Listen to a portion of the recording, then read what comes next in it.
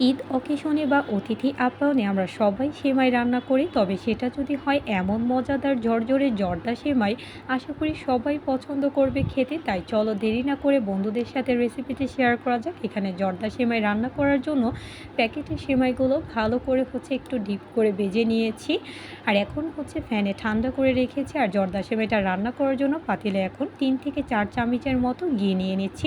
আর ঘিটা অবশ্যই খেয়াল রাখতে হবে একটু ভালো মানের হলে, এতে জর্দা সেমাইটা আরও বেশি ফ্লেভারফুল হয় খেতে।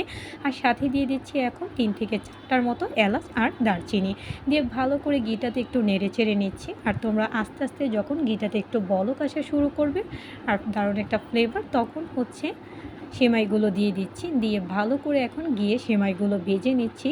এতে ঘিয়ে ভাজা সেমাইটা করলে এই জর্দাটা খেতে এতটা ফ্লেভারফুল হয় বন্ধুরা, তোমরা বাসায় তৈরি না করলে কিন্তু এই জর্দা সেমাইটা মোটেও বুঝতে পারবে না, এতটা দারুণ হয় খেতে। আর ভালো মতো নেড়ে চেড়ে ঘিটাতে সেমাইগুলো ভেজে নিলাম। আর এখন সেমাইটাতে অ্যাড করে দিচ্ছি অল্প একটু গরম পানি, এতে সুন্দর মতো সেমাইগুলো গলে যাবে আর জর্দা সেমাইটার টেক্সচারটা দারুণ আসে। আর এখন ভালো মতো গরম পানিটাতে একটু সেমাইগুলো নাড়াচাড়া করে নিচ্ছি।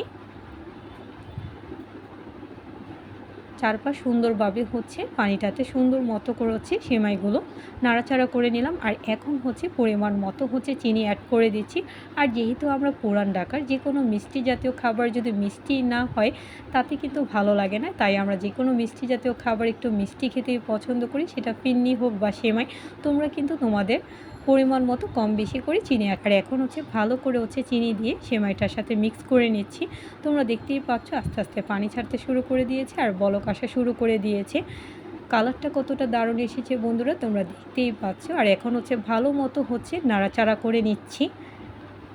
আর এখন অল্প একটু পানি থাকা অবস্থায় এখন দিয়ে দিচ্ছি মেন ইনগ্রেডিয়েন্ট জর্দার, সেটা নারকেল কোড়ানো। এতে জর্দার সেমাইটা খেতে যেমন দারুণ লাগে আর এই সেমাইটা দেখতেও ততটা দারুণ হয়। এখন ভালো করে নারকেল কোড়ানোটা দিয়ে মিক্স করে নিচ্ছি। আর তোমরা দেখতেই পাচ্ছ বন্ধুরা আস্তে আস্তে কিন্তু পানিটা শুকিয়ে আসছে। আর এই অবস্থায় আমি কয়েকটা কিশমিশ দিয়ে দিলাম, এতে দারুণ লাগে জর্দা সেমাইটা খেতে। আর এখন ভালো মতো নাড়াচাড়া করে পানিটা শুকিয়ে আসলেই কিন্তু নামিয়ে নিব।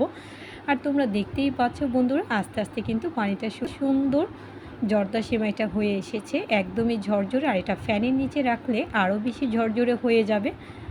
আর এখন